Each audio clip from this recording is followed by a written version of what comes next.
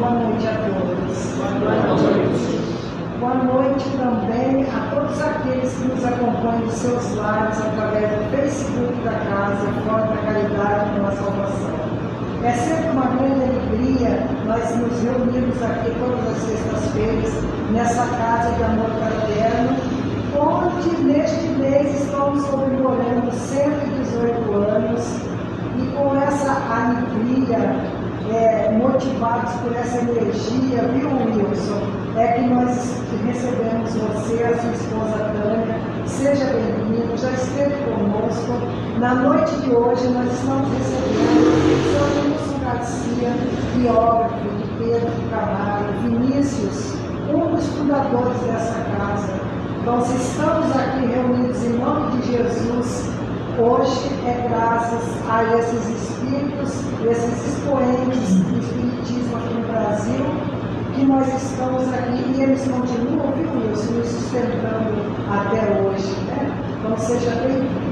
E nessa alegria também, eu convido o Gustavo para junto fazermos o hino da casa, praza a Deus Senhor, e o Pai Nosso cantado. Assim nós vamos nos envolvendo nessa energia salutar e envolvendo também o nosso querido palestrante da noite, Sr. Wilson.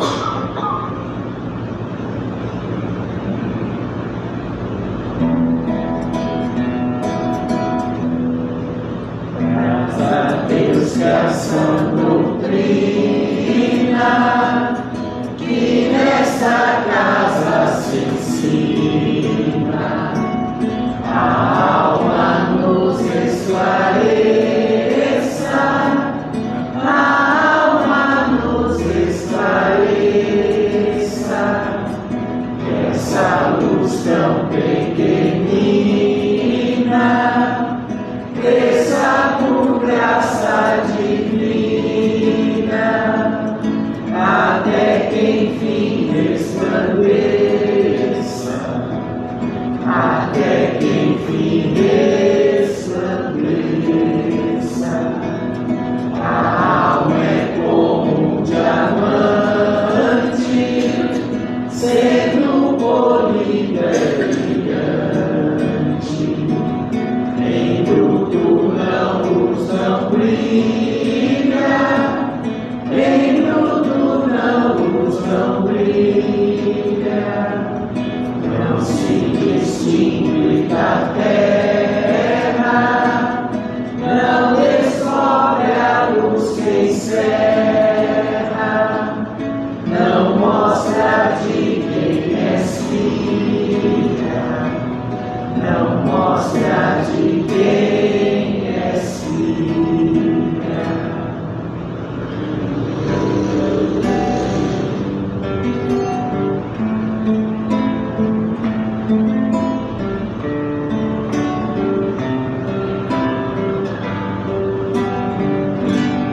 Pai nosso que estás no céu, santificado seja o vosso nome, venha a nós o vosso reino, seja feita a vossa vontade, assim na terra como no céu, assim na terra como no céu. O pão nosso de cada dia dai-nos hoje, ó Senhor. Perdoai as nossas dívidas, assim como perdoamos aos nossos devedores. Não deixeis cair em tentação, mas livrai-nos de todo o mal.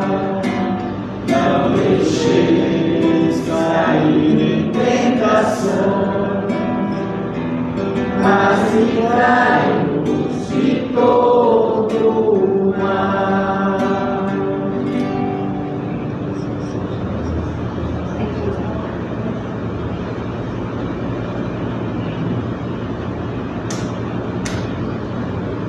Então, com essa alegria, que nós convidamos o Wilson Garcia, que nada melhor do que aquele próprio que escreveu sobre Vinícius, sobre Pedrinho de Camargo. Seja bem-vindo, muita luz em casa.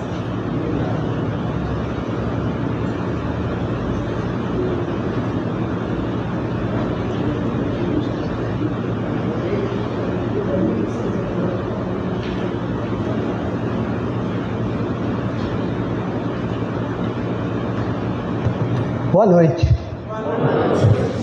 Estão me ouvindo bem?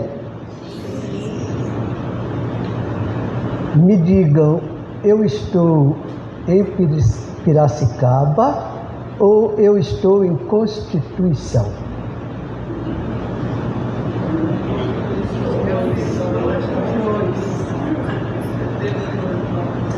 Pois quando nós começamos a estudar para fazer a biografia do nosso Vinícius, e eu digo nosso para diferenciá-lo do Vinícius, o poetinha, vocês conheceram, né? Então eu digo nosso Vinícius, que nosso? O Vinícius espírita.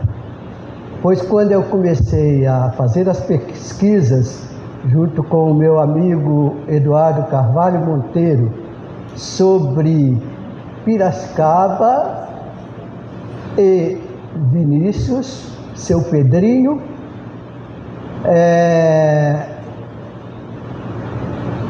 a data de 1870, quando veio para cá Martha Watts, para fundar o Instituto Metodista, né?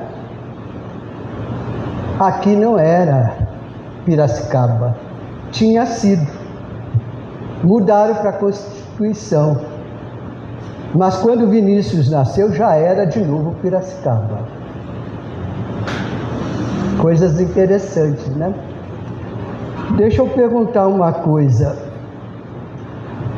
O que acontece com a gente quando a gente, de repente, fica simpático ou simpática, mas muita simpatia por alguém que a gente não viveu, mas que acaba de conhecer? O que acontece conosco? De repente, você conhece alguém e tem uma enorme simpatia por esse alguém. A gente fica meio que... é como um namoro, né? Ressalvadas as diferenças, não é, de homem e mulher, que no namoro já funciona, a gente fica meio enlevado. E quando você descobre mais à frente, depois de estabelecer uma convivência, que tem mais coisas em comum, que te surpreende, não é só a simpatia pela pessoa, mas a descoberta de alguns laços, de alguns fatores comuns entre você e essa pessoa. Aí você chega no paraíso, você fica felicíssimo, não é verdade? Pois isso aconteceu comigo quando cheguei aos 20 anos na Federação Espírita do Estado de São Paulo, vindo de Minas Gerais, meio caipira ainda, e conheci o Vinícius de ouvir falar. Porque na federação, nas escolas da federação, os livros do Vinícius, 4 deles faziam parte do currículo. E muitas pessoas que eu tinha conhecido, quando lá cheguei em 70, já fazia 4 anos que Vinícius havia voltado para a sua Piracicaba espiritual. Muita gente falava dele, muita gente dizia do prazer de ouvir Vinícius, e alguns, se exageravam ou não, diziam que Vinícius era um grande orador. Alguns diziam, ele era melhor falando do que escrevendo. Porque falando, para uma pessoa que tem, não é, aquela qualidade nata do orador, falando você transmite com o corpo, com o olhar, com as expressões, com os gestos e com as ênfases nas palavras, nas frases, não é? Então alguns diziam, não conheci orador melhor do que Pedro de Camargo, o nosso Vinícius.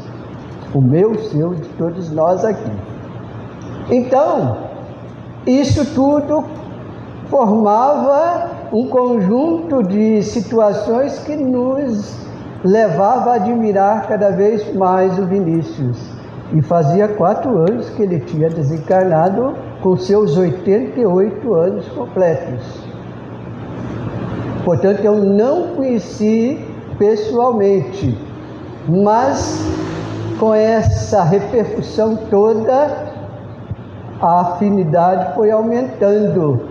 Um dia, por exemplo, o grande orador que tinha sido, não tinha gravações dele.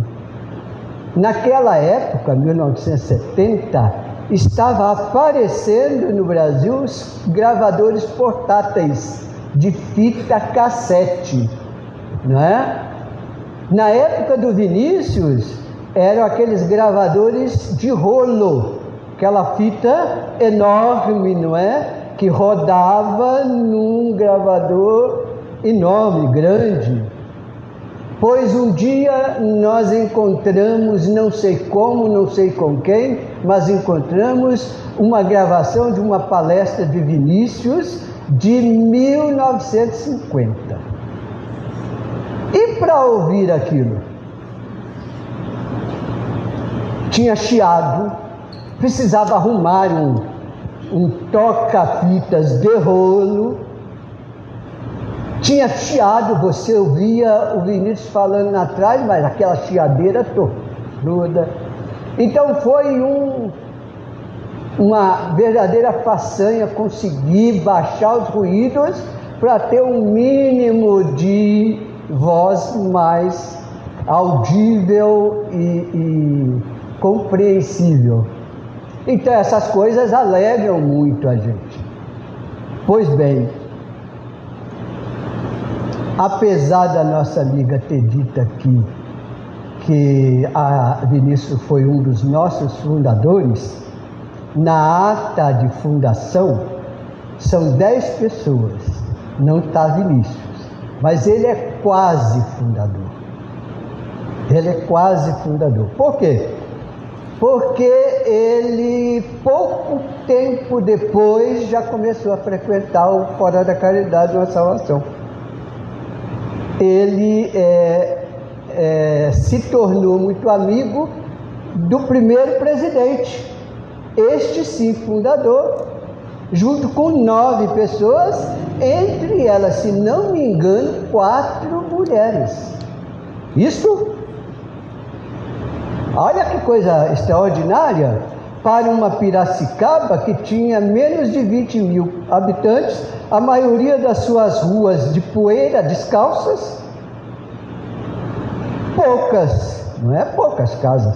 Essa Piracicaba de hoje, punha aquela no cantinho, não é?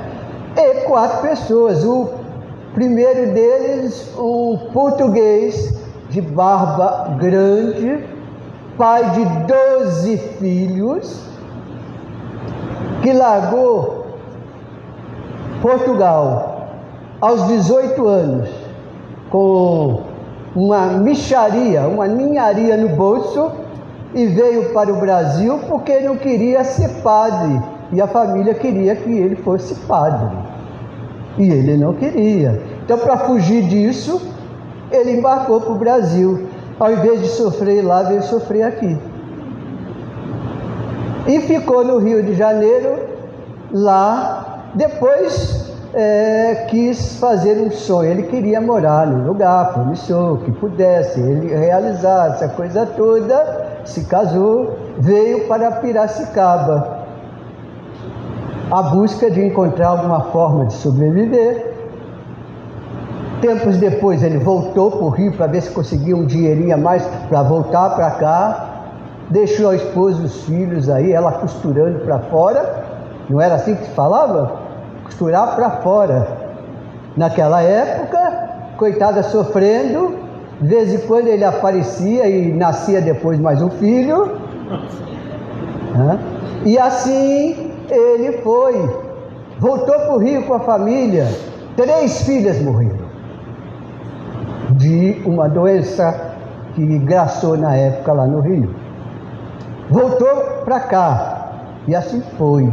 Pois é, quando ele definitivamente voltou, ele já tinha conhecido o Espiritismo lá e quis movimentar aqui que ninguém conhecia quase. Tinha algumas pessoas que ele não sabia, mas ele queria ser espírita, malgrado essa vontade dele. Por quê? Porque quando ele começou a reunir gente para fundar o Caridade, o padre ficou bravo e começou a espalhar contra ele. E aí ele perdeu o emprego, ele não tinha mais como sobreviver, a mulher sozinha costurando e cuidando dos filhos. E o Vinícius vai aparecer nesse momento aí. Ainda não tinha fundado Caridade, mas o Vinícius vai aparecer na vida dele. Vinícius era uma pessoa que ainda jovem, era protestante. Ele foi aluno do colégio protestante, aprendeu com a Martha Watts, né? E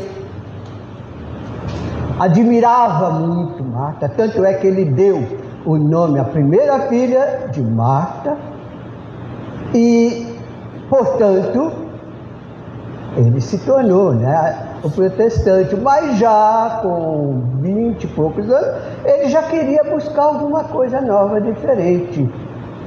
E, instigado por um amigo, ele fundou a primeira loja dele, ele criou a primeira loja dele. Se não me engano, se chamava Duas Âncoras, né? E começou a dar certo. E aí ele soube do que estava acontecendo com João Leão Pita, que os padres estavam machucando muito o pobre português, e estimulando a quem ninguém desse emprego a ele, porque ele é representante do demônio. Era assim que o Espiritismo era conhecido.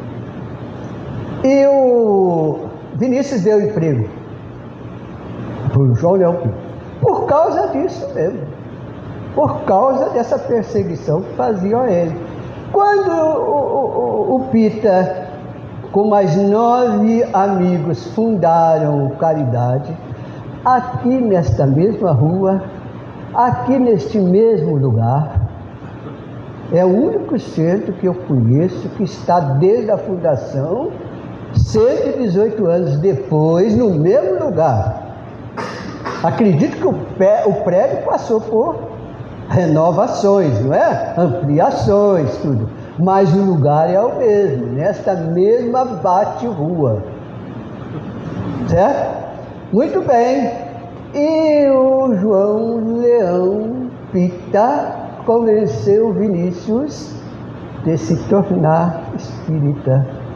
E o Vinícius, então, pouco depois da fundação, veio para cá e nunca mais deixou, senão quando 60 anos depois de vida, aos 60 anos, ele deixa Piracicaba já aposentado, já não mais precisando viver, já tinha passado a loja para frente.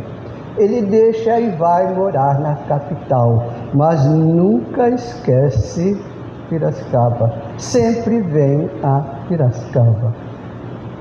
Veja que coisa curiosa. Mas o que eu quero dizer também é que uma coisa particular me aumentou o estímulo. Uma coisa, não é? Que alguns apaixonados pelos números hão de dizer que tem mais coisa aí, né? Porque tem alguns apaixonados. Depois eu encontrei outras pessoas que tinham comigo essa familiaridade. Pois bem, quando eu começo a estudar Vinícius, eu descubro que ele nasceu no mesmo dia que eu nasci. Portanto, ele faria agora ele é de 78. Eu tenho aqui eu tenho aqui a minha palestra, né? Ele é de 1878. Façam a conta. 22 mais 100, 122, mais 23, 150 anos de idade.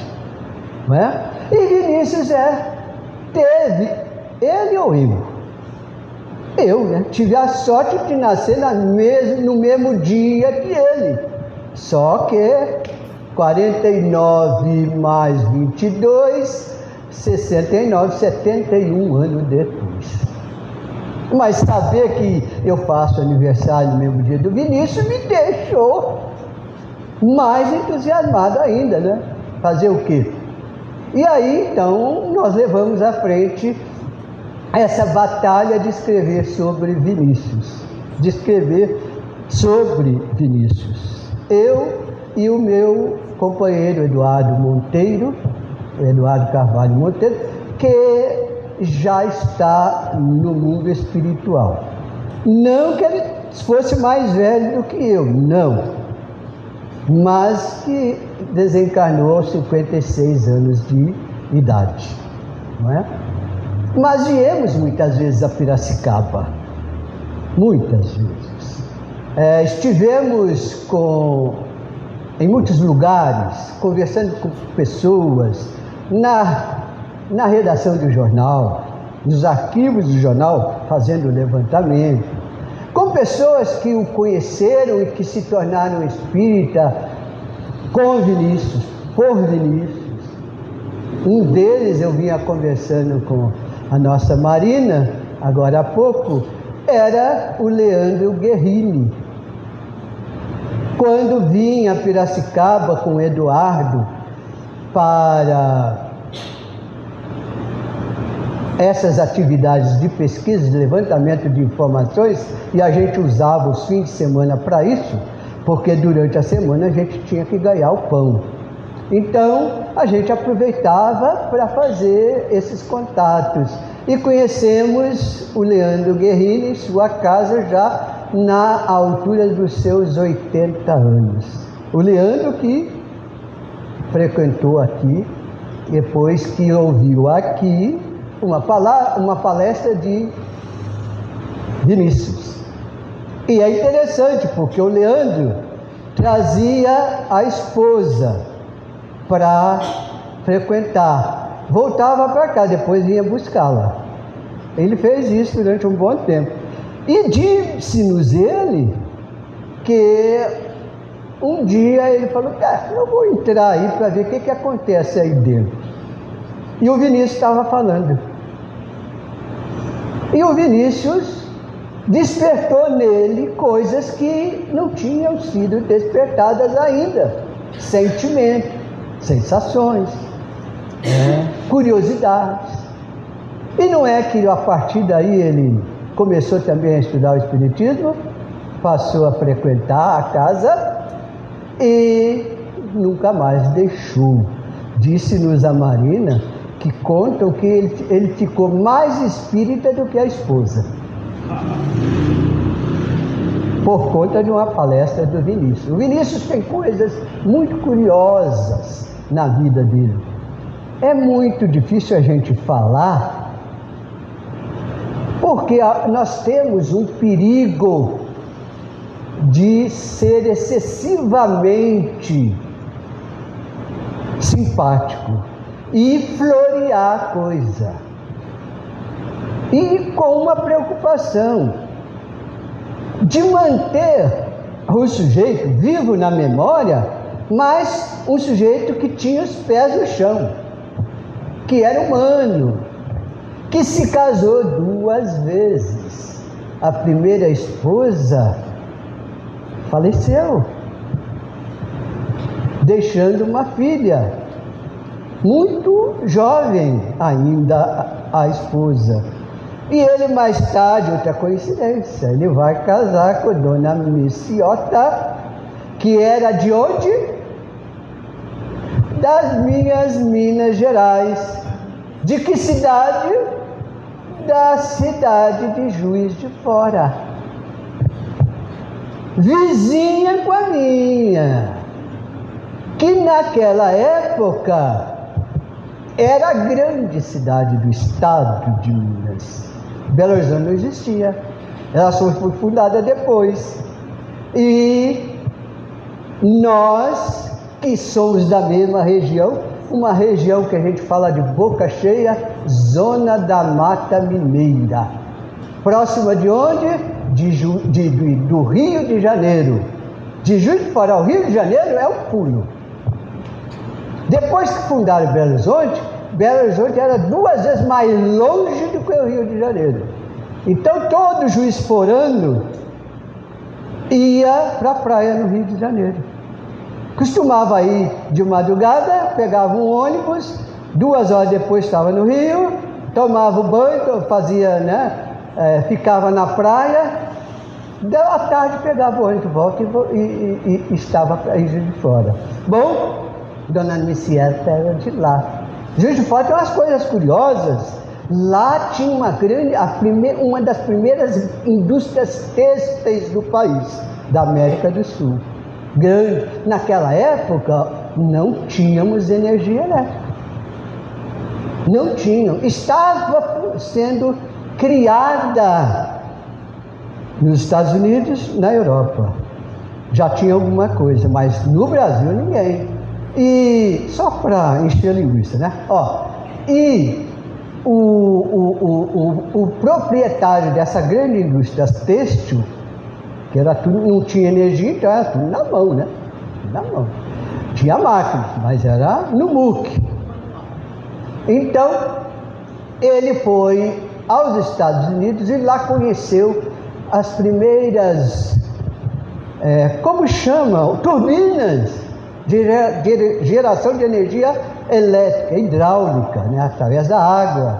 E voltou para Juiz de Fora e comprou já lá as primeiras turbinas e criou uma usina hidrelétrica e marcou data para ser inaugurada. O pessoal, estimulado pelos vereadores da cidade, os habitantes ficaram apavorados, porque se dizia que quando ligasse ia pegar fogo na cidade. Não queriam deixar ligar. Fizeram, a Câmara de Vereadores baixou o decreto proibindo ligar a usina. E o Mascarenhas, o tal proprietário, que tinha marcado a data de início para um mês depois, porque a obra estava em andamento, sem dizer nada, agilizou a obra e 20 dias antes da data, sem que ninguém esperasse, ele ligou. E as 2 primeiras ruas da cidade acenderam suas lâmpadas. E não queimou nada. E assim passou. Então, Piracicaba Piracicaba tinha um destino mais ou menos parecido, porque o segundo presidente do país após a proclamação da República era de Piracicaba, tinha sido prefeito aqui, morava aqui. Era daqui. Então, Piracicaba já estava tomando rumo. Aqui tinha escolas. Piracicaba já era rival de Campinas. Já tinha suas rixas com Campinas. Campinas tinha já escolas, faculdade. E Piracicaba queria fazer bonito também aí. Mas aí vem a Miss Potts, vem para cá, funda um colégio que vai se tornar referência em Piracicaba. E o Vinícius morava próximo e foi menino ainda, foi ser aluno do colégio metodista. Muito bem, com isso nós temos semelhanças. Pois como é que Vinícius vai encontrar a segunda esposa, ele viúvo, de um local distante daqui? Distante. Está mais ou menos 500, quase 700 quilômetros daqui. Naquela época se andava como? Não tinha carro. Como se andava? Como você ia daqui lá? No lombo do cavalo. Ou numa carroça, né? Ou a pé. Ou a pé. Mas o destino é assim. O destino trança numa teia tão bem feita a vida, que as pessoas mais distantes se encontram em algum momento, em algum lugar, e sem saber porquê nem como, são atraídas umas pelas outras. E num desses momentos casuais, mas não acasos da vida, Vinícius encontra com aquela com quem vai viver daí para frente até o final da existência dos dois, né? E vai ter mais 5 filhos. Um único homem de nome Pedro, né? As outras mulheres. Eu tive a felicidade de conhecer 3 desses filhos, já em idade bastante. A Marta morreu, a primeira filha faleceu, ainda jovem. As outras filhas se casaram, deram netos, e Vinícius e a esposa se mudam para a capital, onde Vinícius vai ter um percurso muito bom, muito profícuo, não é? Ele era de uma personalidade muito pacífica. Ele não gostava de polêmica. Um dia chegaram na loja dele e disse: o padre desancou você lá do púlpito, agora há pouco, na missa. Disse isso de você.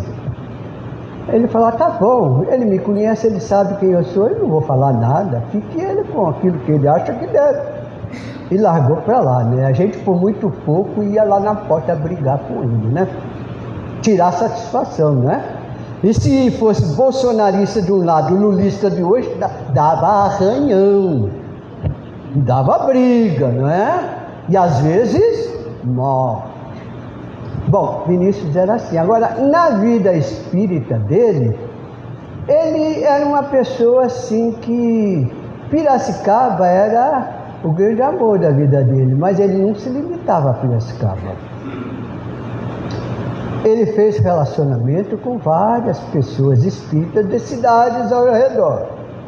Uma delas foi Caio Bachuto, fundador do Clarim, da editora O Clarim, da revista de Espiritismo, revista internacional de Espiritismo, e do jornal O Clarim. A revista e o jornal existem até hoje.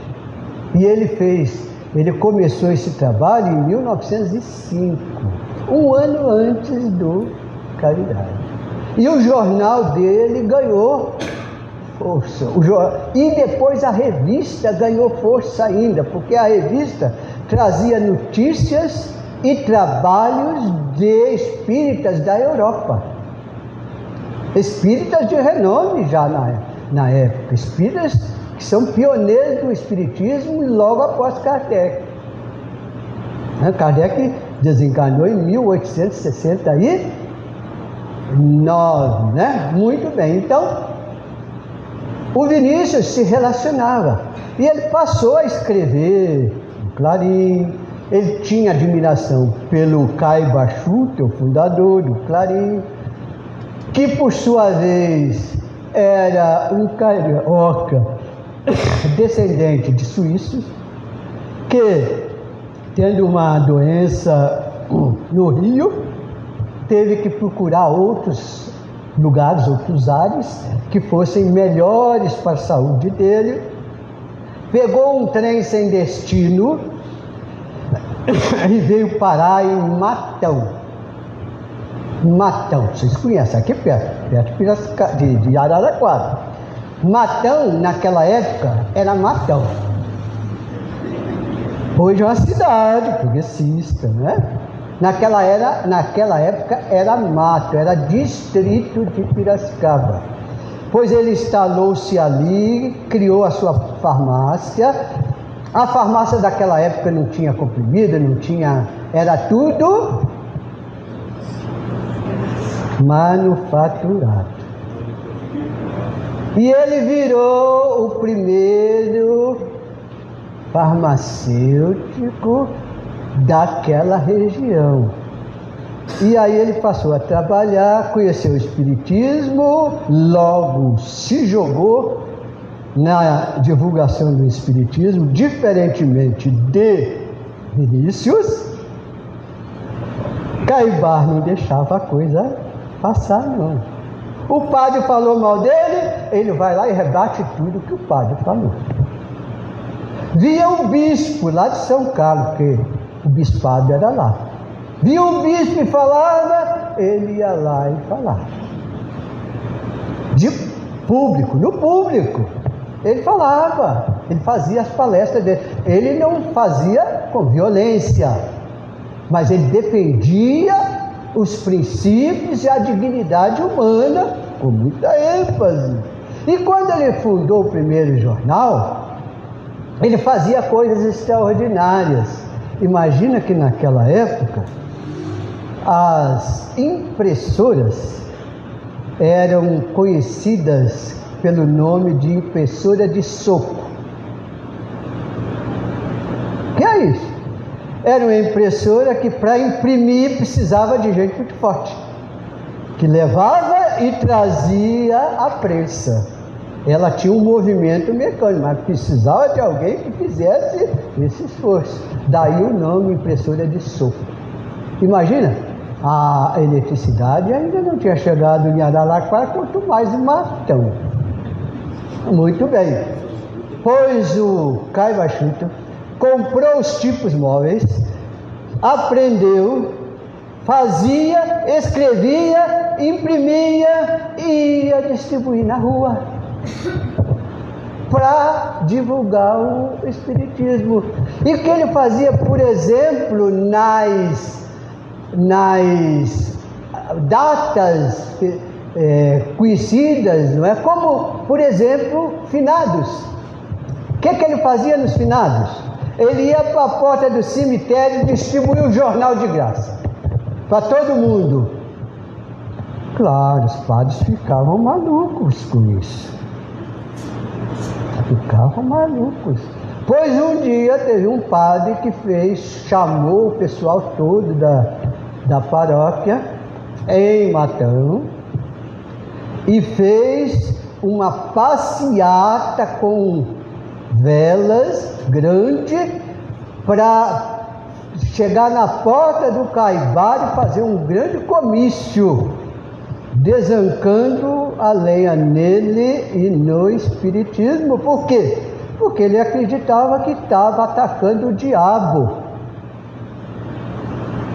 E o diabo tinha nome, Caio Bachuto, né? E o Vinícius ficou grande amigo de Caio Bachuto. Então, eles gostavam muito do outro. E assim por diante. Da mesma forma que o João Leão Pita. O João Leão Pita, depois de uma certa altura da vida, trabalhando com o Vinícius, né? Ele era mais velho e tal, ele passou só a viajar para fazer palestras em torno do Espiritismo. Fez isso durante muitos anos e acabou falecendo também, bastante velhinho, né? Viajando por aí. Bom, os filhos também cresceram e se multiplicaram. Então nós temos uma história aqui, nesta casa, neste terreno, nesta rua, não é? De muitos anos. Talvez sejam mais do que os 118 que a gente está aqui hoje, neste mês, relembrando. Porque teve pessoas que, a partir daqui, se lançaram ao mundo. Vinícius não era das polêmicas, mas escrevia muito bem. Era estudioso, tinha argumentação, defendia por princípio a educação, princípio sobre o qual tudo depende da educação para melhorar. E como conheceu o Espiritismo, e o Espiritismo foi fundado por um educador, Kardec, discípulo de Pestalozzi, dedicou 30 anos da sua vida à educação, escreveu o Livro dos Espíritos, que é um verdadeiro compêndio de educação, no sentido filosófico da palavra, e que tinha na educação o seu primado, a sua grande. Daí porque o texto, se aqui está dito, fora da caridade não há salvação, eles diziam, fora da educação não há progresso. Não há progresso. Quando é que o Brasil foi mais dominado? Quando é que, o que acontece hoje com as classes mais desfavorecidas? Não são levadas à educação, portanto, são as classes mais fáceis de serem manipuladas. Quando o sujeito conquista o conhecimento, ele não se deixa mais levar pelo canto da sereia. Então, Vinícius tinha como foco, e ele começou na casa dele aquilo que nós, autores do livro, chamamos de a primeira escola de espiritismo, de moral espírita. Ele começou na casa dele. A Marta, sua filha, cuidava de entreter as crianças.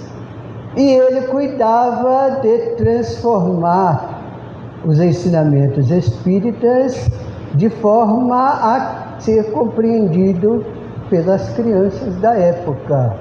E nós encontramos, quando estávamos por aqui pesquisando, ex-alunas de Vinícius da casa dele. Está aqui no livro. Que contaram como ele era, que contaram como ele tratava as crianças, como as crianças gostavam dele. Não é aquele tratamento de dar doce na boca, de fazer carinho somente, não. Era um tratamento voltado para desenvolver o senso, o bom senso.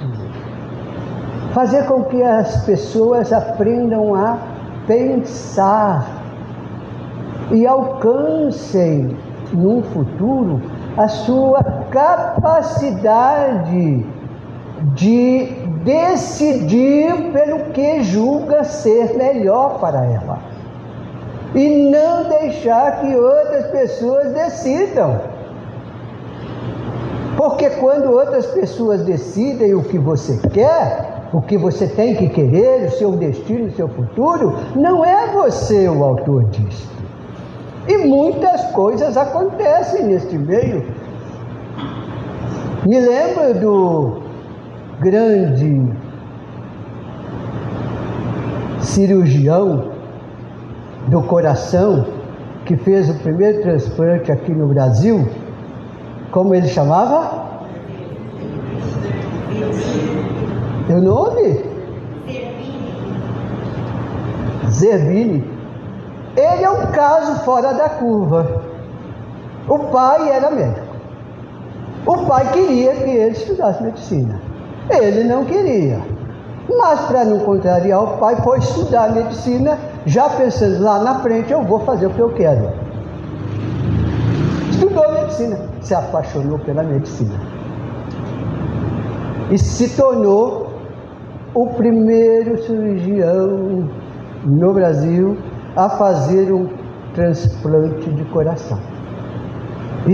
E hoje nós vemos a obra dele que está aqui bem fincada, né? Então isso são situações fora da curva. Por quê? Porque ele não era uma pessoa sem conhecimento. Ele vinha de uma família da elite, cujo pai era médico, e acabou se tornando médico, e quando se tornou é que descobriu que aquilo era o que ele queria, mas antes não. Então é um caso extraordinário. Na maioria das vezes o sujeito segue o que o pai e a mãe querem, que a família querem, e fica frustrado pro resto da vida porque não estudou o que gostaria de estudar. Bom, mas tomando esse exemplo, nós vemos que na educação é a base para a independência moral e física das pessoas. Por quê? Porque o Espiritismo não é uma religião, nem deseja que você siga como rebanho. O que o Espiritismo propõe é que você desenvolva o seu potencial e que seja uma pessoa atuante em prol da melhoria do próximo, do outro e da sociedade. Claro, Kardec foi o exemplo disso. Por quê? Porque ele se condoía dos pobres. Ele não ficava choroso, porque não adianta ficar chorando. Mas ele tinha uma noção clara do que era a pobreza neste mundo. Ele nunca foi. Ele veio de uma família bem postada, teve a possibilidade, aos 11 anos de idade, ir para a Suíça, morar lá para estudar com Pestalozzi, e aos 18 encerra seu ciclo lá e vai para Paris para se tornar educador. Não é? Então ele tinha uma sustentação intelectual, mas isto não o afastava daquela realidade na qual ele vivia. E quando ele trabalhou, fez a obra espírita, o que ele fez? Ele começou a construir uma base para servir de exemplo para a posteridade, porque se podia ajudar pouco, era um pouco muito bem feito.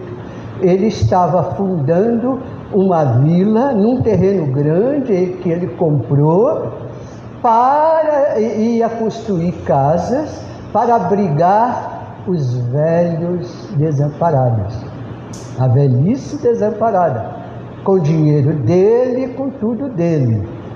Ele não teria herdeiro, ele não teve filhos, não é? Então, ele deixou isso como exemplo, ele se condoía, mas ele queria dizer com a sua ação, com sua atitude, com seus exemplos, que nós precisamos olhar para fora e ver que há um mundo esperando que as pessoas que podem fazer, façam, para que a justiça se faça, para que todos sejam de fato iguais, assim como são iguais como espíritos. Todo espírito tem o mesmo princípio, a mesma destinação, e a justiça superior é igual para todos. E era isso que... E a educação é o caminho para isso. Daí porque a grande obra do Vinícius é voltada para a educação. Quando ele vai para São Paulo, ele participa da fundação da União das Sociedades Espíritas, depois ele se torna diretor também lá, e ele vai dirigir o quê? A área da educação, que ele propôs que fosse criada. E lá vai surgir o Instituto Espírita de Educação, que existe até hoje, embora tenha reduzido ao máximo as suas atividades, mas teve grande presença. E Vinícius, quando desencarna, 28 anos depois de ir para São Paulo, ele tinha se afastado há pouco tempo desse trabalho por conta da saúde, mas por todo aquele tempo ele trabalhou junto à educação. E os livros dele, se bem vistos, são 5, são todos eles baseados neste exemplo de fazer entender que a educação é mudança e criação de hábitos. Se você quer amar, não pensa que amar é sorrir, é dar uma coisinha aqui, uma coisinha ali, é ser fraterno. É muito mais do que isso. O amor se aprende, o amor tem que ser hábito. Nós, assim como nós nos habituamos a gostar de uma comida boa, assim como nós nos habituamos a falar, a escrever, assim como nós criamos hábitos diversos na vida, ser caridoso é hábito. Amar de fato é hábito. Você aprende exercitando e corrigindo.